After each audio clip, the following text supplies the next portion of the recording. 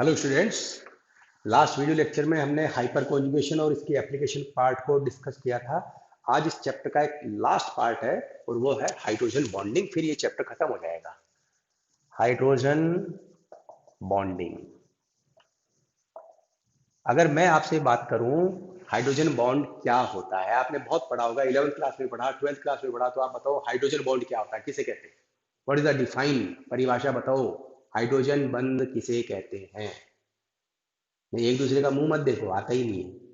बताओ क्या है इसकी परिभाषा को समझने के लिए आपको ये एग्जाम्पल बहुत अच्छे से देखना पड़ेगा। ये कौन है?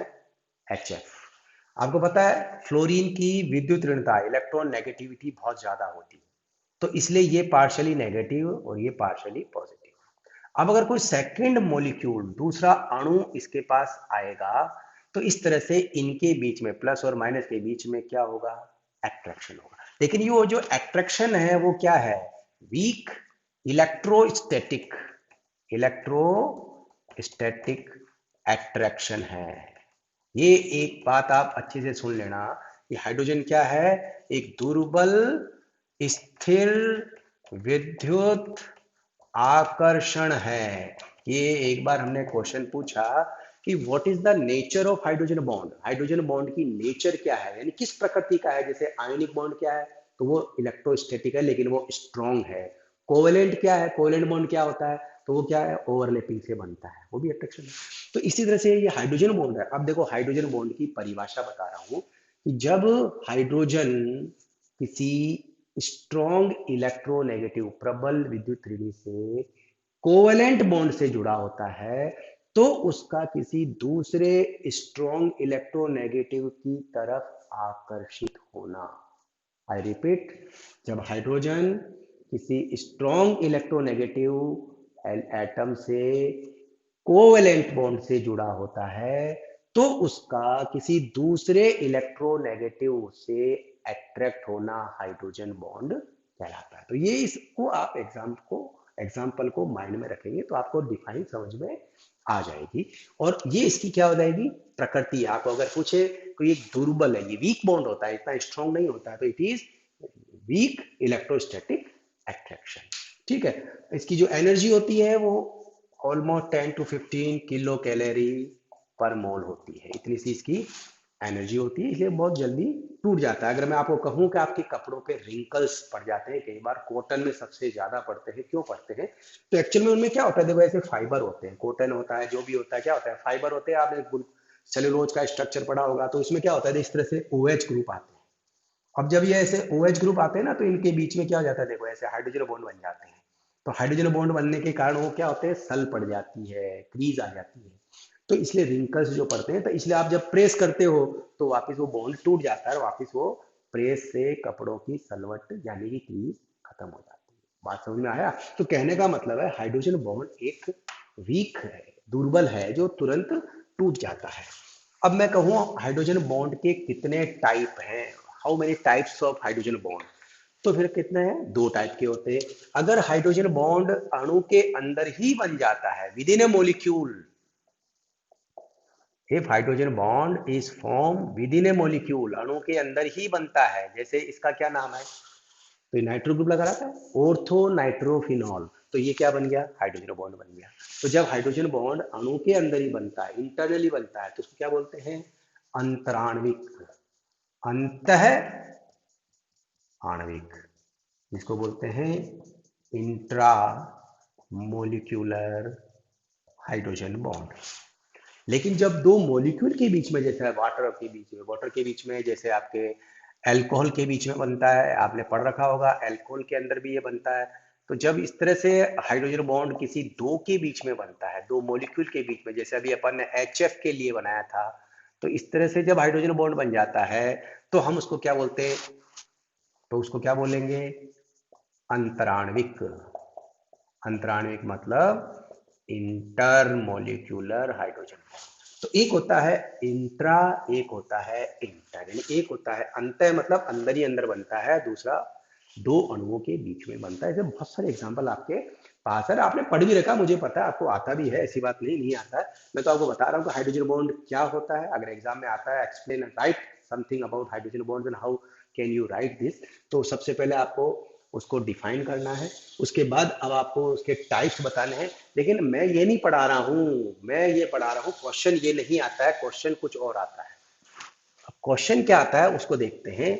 आप अगर पिछले साल के क्वेश्चंस पेपर उठा के देखोगे तो आप समझ जाना कि इसमें क्वेश्चन जो आपने ऑलमोस्ट पढ़ रखे हैं, जैसे मैं अब आपको कुछ क्वेश्चंस बता देता हूं, आप उनके आंसर लिख देना, ठीक है। तो आपका ये आज का वीडियो लेक्चर बहुत सफल हो जाएगा, 2 नंबर आ जाएंगे।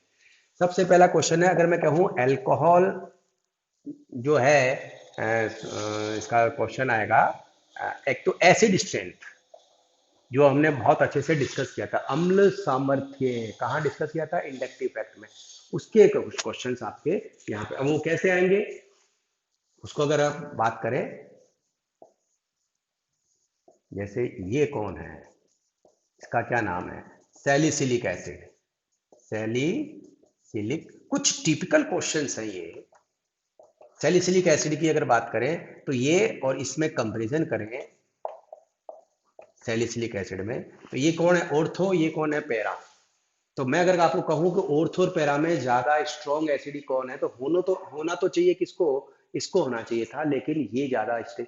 तो उसका रीजन है कि इनके बीच में क्या बन जाता है, यहाँ पे हाइड्रोजन बॉन्ड बन जाएगा। जब आप ये H को रिमूव करोगे यहाँ पे, तो ये यहाँ पे देखो इनके बीच में हाइड्रोजन बॉन्डिंग फॉर्म हो जाती है, इस तरह से हाइड्रोजन बॉन्ड बन जाएगा, ठीक है। तो हाइड्रोजन बॉन्डिंग इसके बीच में भी अंदर बन जाता है, तो इससे प्रोटॉन का रिमूव इजीली नहीं होगा, proton will not remove easily. तो ये जाता है। इसी तरह से एक और अच्छा क्वेश्चन है, यानी इस तरह के क्वेश्चन है कि आप इसकी एसिड स्ट्रेंथ को भी समझा सकते हो, लेकिन ये कुछ फिक्स क्वेश्चन है जो आपके एग्जाम में आए हुए हैं। तो आपको क्या करना है कि उन एग्जाम के क्वेश्चन को ही करके जाने, जिससे आपको पता पड़े कि इसका आंसर क्या है, वरना तो बहुत सारे क्वेश्चन आ जाएंगे। एक और अच्छा क्वेश्चन है, देखो क्लोरेल हाइड्रेट, ये बहुत अच्छा क्वेश्चन है, बहुत बार एग्जाम में आया हुआ है। क्लोरेल हाइड्रेट स्थायी होता है, ये इतनी बार पूछा हुआ है कि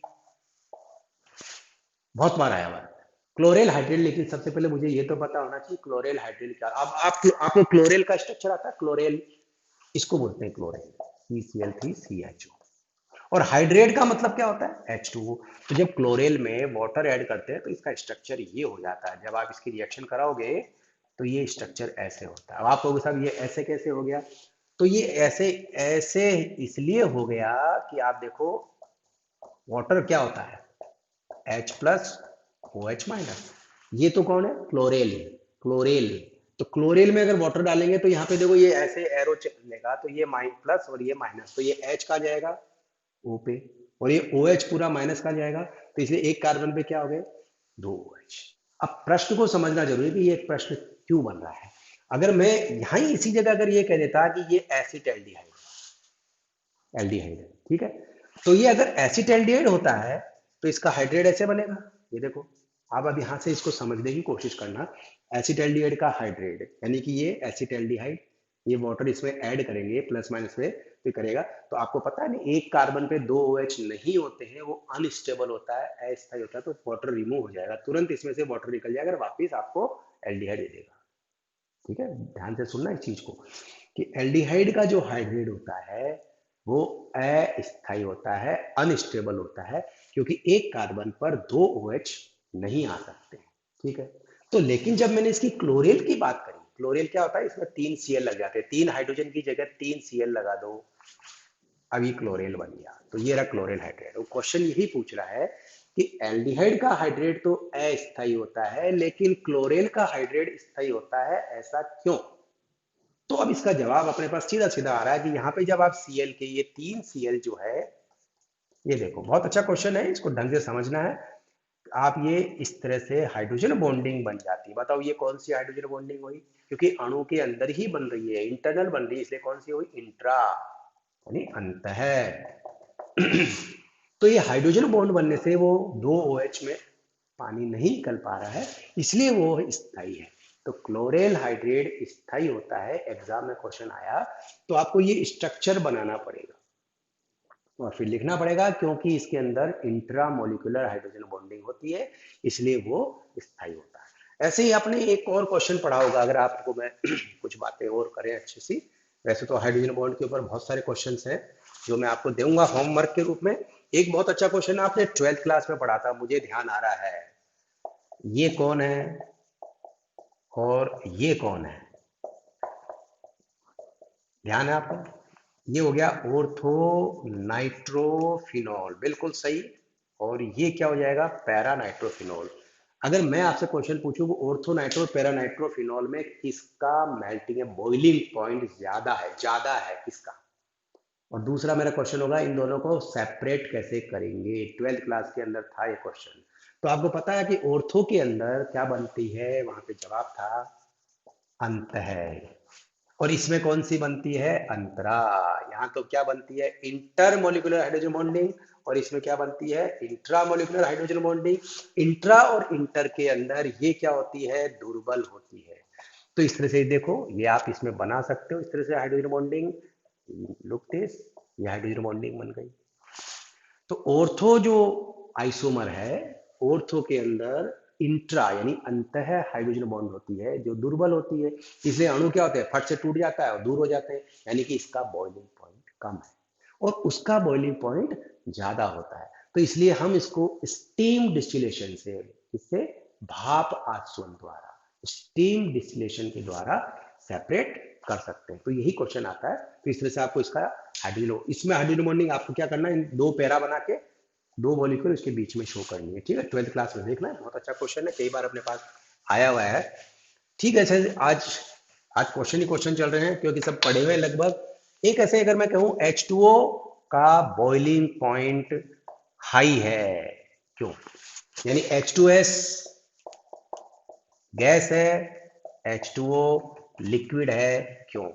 क्वेश्चन चाहे कैसे ही करूं, दोनों का जवाब एक ही है। ये भी आपने पढ़ा था कहाँ, 12th क्लास में, किसमें, पी ब्लॉक के अंदर। तो वही है कि H2O का बॉइलिंग पॉइंट ज्यादा होता है। अरे बॉइलिंग पॉइंट ज्यादा है तभी तो H2O क्या है, लिक्विड है। अगर ये हाइड्रोजन बॉन्ड नहीं होता तो आज आप पानी नहीं पी पाते, फिर वो गैस बन के ऊपर रहता आसमान में, पाइप लगा लगा के पीते, याद आ रहा है, बिल्कुल वही चीज आ रही है। तो इसका रीजन क्या है कि H2O के अंदर ऑक्सीजन क्या है, इलेक्ट्रोनेगेटिव है। तो ऑक्सीजन की इलेक्ट्रोनेगेटिविटी ज्यादा होती है, जबकि सल्फर या दूसरे जो इनकी इलेक्ट्रोनेगेटिविटी विद्युत ऋणता कम होती है। तो इसलिए वाटर के अंदर क्या पाया जाता है, हाइड्रोजन बॉन्ड। और हाइड्रोजन बॉन्ड से मॉलिक्यूल क्या होते हैं, बंधे हुए रहते हैं, गुच्छे के रूप में एसोसिएट होते हैं, एक क्लस्टर टाइप बन जाता है। यही तो जवाब है कि ऑक्सीजन की इलेक्ट्रोनेगेटिविटी ज्यादा होती है, इसमें हाइड्रोजन बॉन्ड पाया जाता है, जिससे मॉलिक्यूल अणु पास पास होते हैं, इसलिए इसका बॉइलिंग पॉइंट ज्यादा होता है, इसलिए वाटर लिक्विड है। क्लियर। चलो ये एक क्वेश्चन हो गया। एक और क्वेश्चन बहुत अच्छा सा आ सकता है, देखो तीसरा क्वेश्चन है, आपने पढ़ रखा होगा बर्फ की density, density of ice, density of ice, बर्फ का घनत्व कम है पानी से, तभी तो बर्फ के पहाड़ तैरते रहते हैं। तो density of ice is less than water, why. तो वहां पे भी अगर आप इस क्वेश्चन का जवाब अगर ढूंढेंगे तो हमारे पास क्या जवाब आएगा कि इसका जो स्ट्रक्चर है, when you see the structure of ice, उसमें वाटर का एक मॉलिक्यूल चार अणुओं से, चार दूसरे मॉलिक्यूल से इस तरह से जुड़ा हुआ रहता है। ये देखो, बहुत अच्छा क्वेश्चन है, इसको आपको सुनना है ढंग से। ये वाटर का एक मॉलिक्यूल है, जल का एक अणु चार अन्य अणुओं से टेट्राहाइड्रली, चतुष्फलकीय रूप से चार हाइड्रोजन बॉन्ड से जुड़ा रहता है। इसमें देखो मैं कितनी बार चार चार बोल रहा हूं कि एक जल का अणु चार दूसरे अणुओं से चार हाइड्रोजन बॉन्ड से चतुष्फलकीय रूप से जुड़ा रहता है। तो इस संरचना में यहाँ पे क्या होता है, ब्लैंक स्पेस बहुत ज्यादा है, खाली जगह है बहुत ज्यादा। तो इस व्यवस्था से इसमें बहुत ज्यादा ब्लैंक स्पेस पाया जाता है, रिक्त स्थान पाया जाता है। इसलिए क्योंकि डेंसिटी क्या होती है, मास बाई वॉल्यूम। तो जब वॉल्यूम ज्यादा होगा तो डेंसिटी क्या हो जाएगी, जब वॉल्यूम ज्यादा, फैला हुआ है स्ट्रक्चर तो वॉल्यूम ज्यादा है, इसलिए इसकी डेंसिटी कम है। एक और क्वेश्चन इसी से जुड़ा हुआ है कि 4 डिग्री सेल्सियस पर जल का घनत्व सबसे ज्यादा होता है, 4 पे, न -4 न 0, बर्फ का घनत्व या पानी का, बताओ। पानी का घनत्व, वाटर की डेंसिटी सबसे ज्यादा कब होती है? 4 डिग्री सेल्सियस पे। तो उसका जवाब सीधा सीधा है, क्योंकि ये जो स्ट्रक्चर है, देखो इसका जवाब लिखोगे तो वापस इस स्ट्रक्चर को बनाना है, पहले आप इसको समझाएंगे। अब जब आप 0 डिग्री से स्टार्ट करते हैं, 0 पे वो आइस है, जब आप 1 डिग्री 2 डिग्री यानी इसको गर्म कर रहे हो, तो ये हाइड्रोजन बॉन्ड टूटने शुरू हो जाती है, टूट जाएगी, और ये जो अणु है जल के, ये पास पास आ जाएंगे। तो यही है कि जब हम इसको गर्म करते हैं, ऊष्मा देते हैं, तो हाइड्रोजन बॉन्ड टूटता है, क्योंकि हाइड्रोजन बॉन्ड एक वीक है। तो हाइड्रोजन बॉन्ड टूट के जो मॉलिक्यूल है, जो अणु है, वो खाली जगह में आते हैं, और वो आकर के इसके डेंसिटी पास पास आ जाती है। और जब आप 4 डिग्री सेंटीग्रेड के ऊपर आ जाते हो, तो वापस उनकी काइनेटिक एनर्जी बढ़ने से, ये बहुत इंपॉर्टेंट चीज है, इसको सुनना है कि 0 से 4 तक तो क्या होता है, वो मॉलिक्यूल पास पास आते हैं तो डेंसिटी बढ़ती है। 4 डिग्री के बाद अगर आपने फिर गर्म किया, तो काइनेटिक एनर्जी बढ़ने से अणु फिर दूर दूर चले जाते हैं। इसलिए 4 डिग्री के ऊपर ही इसकी डेंसिटी ज्यादा होती है। तो इस तरह से हाइड्रोजन बॉन्डिंग के बहुत सारे क्वेश्चंस हैं, तो थोड़ा बुक उठाओ, देखो, उनमें से कई बार क्वेश्चन पुटअप हो जाते हैं। इसलिए, और अब आज ये हमारा पहला चैप्टर खत्म हुआ, अब हम नेक्स्ट में सेकंड चैप्टर स्टार्ट करेंगे। Thank you.